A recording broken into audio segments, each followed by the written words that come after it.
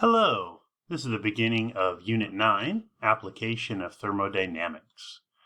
So, we got a little bit together here. I'm going to put 9.1 and 9.2 together because I think they go together with just an intro and then going through it. So we have some concepts about entropy. So, thermodynamic function that increases as the number of energetically equivalent ways of arranging of components increases. This is really just saying the more ways that it can happen is going to increase entropy. Now the units are joules per mole Kelvin. That's going to create a problem when we get to Gibbs free energy because Gibbs free energy is kilojoules, as is enthalpy. So you got to really watch your units, otherwise your values are going to be messed up. So some concepts, again, random systems are more energetically stable, i.e. lower energy than ordered systems. So things when they're more random, something like something dissolved in water, is going to be more random, more likely to occur than something that's ordered, like a solid crystal. There's an increase in entropy of the universe is the driving force for spontaneous reaction. Spontaneous being Gibbs free energy is negative. So this bigger increase in entropy is kind of the universal constant that occurs. Things want to be more random than ordered. Also, nature proceeds towards the states that have the highest probabilities of existing, which means something like carbon dioxide at room temperature is going to have the highest probability of being a gas because that's what it is at room temperature. So it's not as likely to see it as a solid or liquid due to the fact of its intermolecular forces and so on. So this is going to be more likely to occur at its conditions based upon the compound that it is.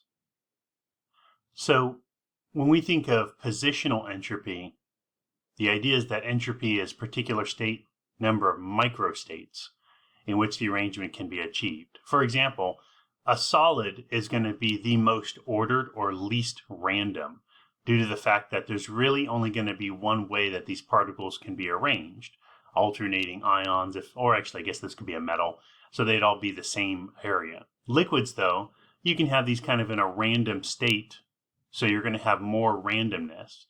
And i.e. more gas-like, you're going to have much more entropy due to the fact that these particles can really occupy much more volume and be in any different areas for each of these. So you'll see these ideas of macro state and micro state. So the macro state concept is you have two particles on each of these sides of the flask. Okay? So all of these microstates have the same macrostate, 2 on each. However, there's 6 different particle arrangements that have this. So you can see 1 and 2, 3 and 4, 2 and 3, 1 and 4.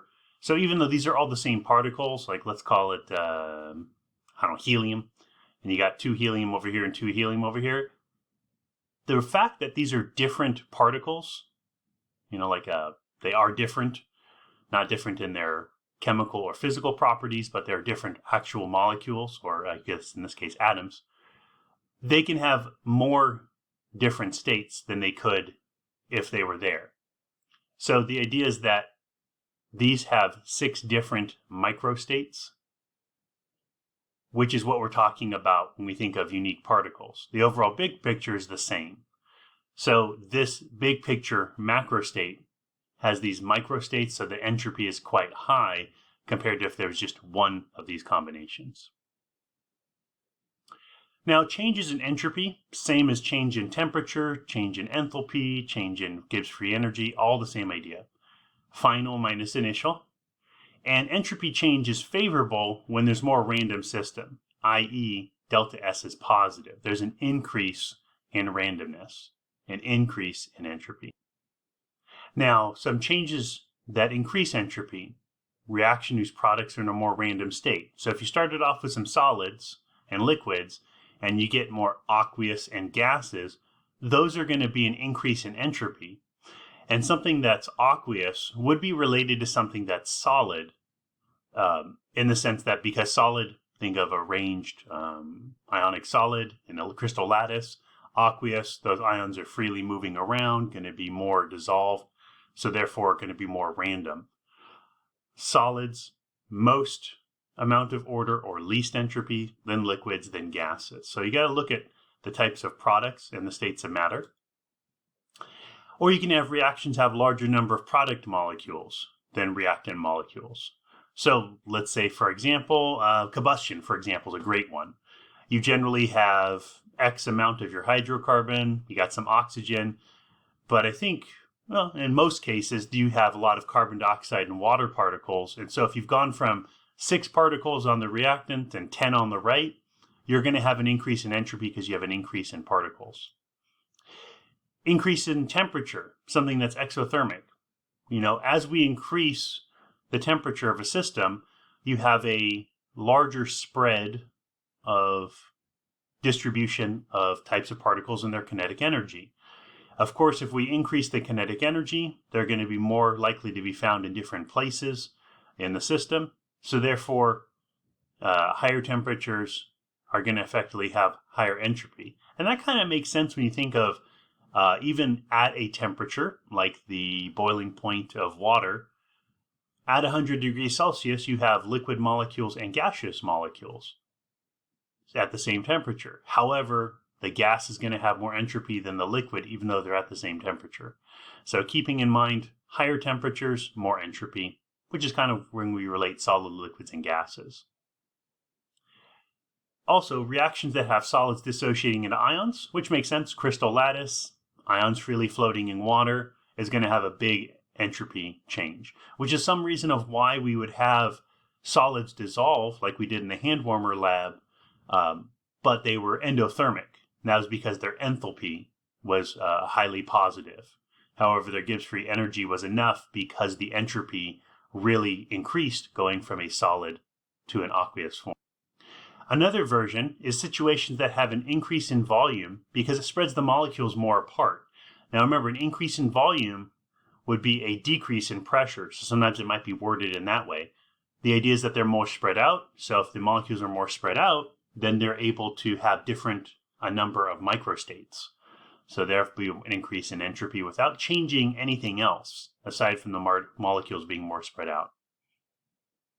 So you might see this in values as well. Again, always go in a quantitative area. Particular temperature, meaning same kinetic energy. Liquid and gas, you can see gas has much more entropy, as joules per mole Kelvin. Molar mass examples. The larger the molar mass, the larger the entropy.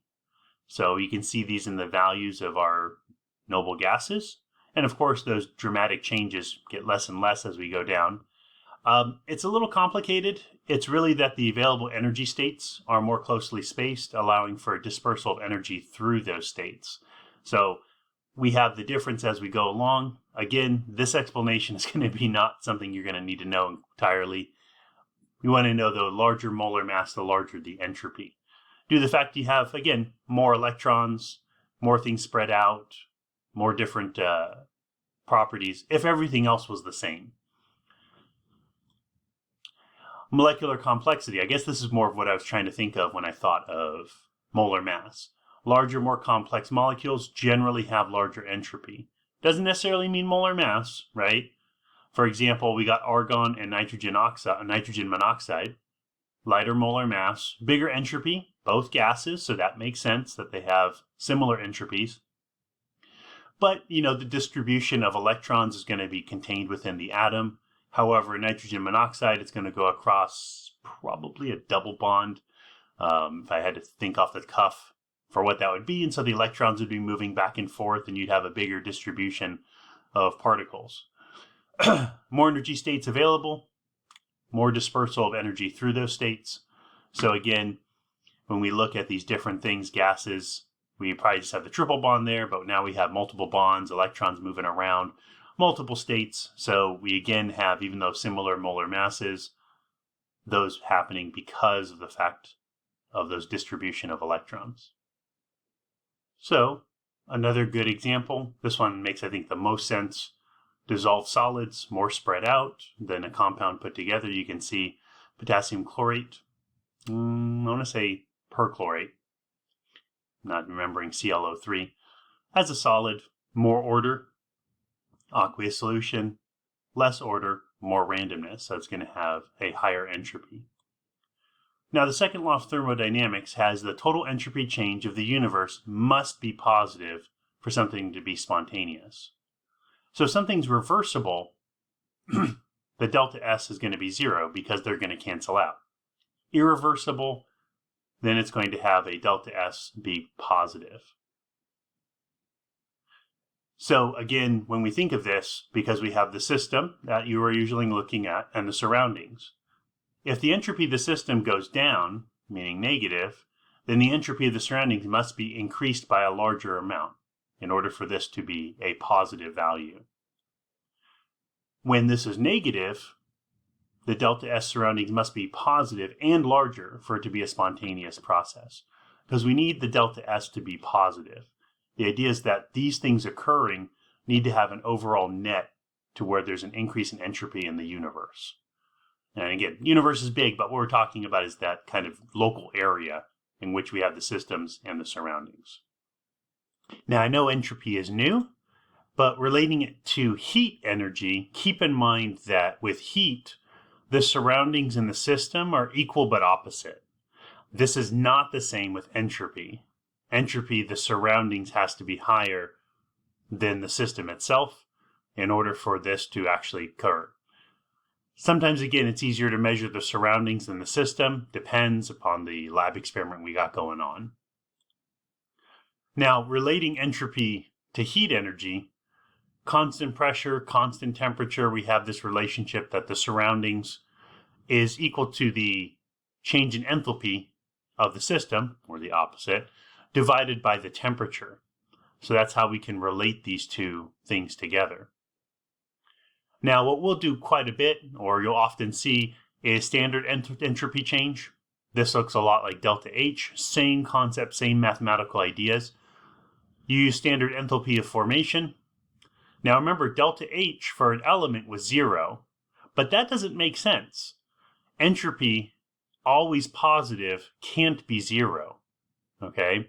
And that's because of the idea that a atom, molecule, anything has some kind of entropy. It can't have 0 randomness. There's even going to be, even in ordered structures, there's some kind of randomness going to be there. So it can't be 0. So given a standard example, we're looking at this here, delta S for the reaction is negative. Now, let's look at this just in a moment of seeing, does this make sense? Well, we've got gases to gases, so kind of not really looking at any kind of change in state of matter, but we've gone from 3 total particles to 2. So there's a decrease in randomness, right? Which makes sense that this is a negative value. So we're trying to calculate the molar entropy of this. The entropy of formations are present, as is. So we're going to need to calculate this. Same ideas that we did before. Products minus the reactants. Again, we're trying to solve for this. A little algebra gives us the idea of this given here. So not a big change. Same kind of idea. And again, these would be divided by, that's why they're to the -1. So this ends us off for 9.1 and 9.2 about entropy. Part of the most challenging part of entropy is thinking of it as an opposite idea. I try to stick with saying randomness rather than order. However, you might be reading things, AP questions that are about order, but you need to keep in mind that we're talking about the randomness, and we're looking at the randomness increasing as we go from, in this case, I should say decreasing in this case, from the reactants to the products. And again, that change is products minus reactants. All right, coming with any kind of questions? Talk to you later. Take care.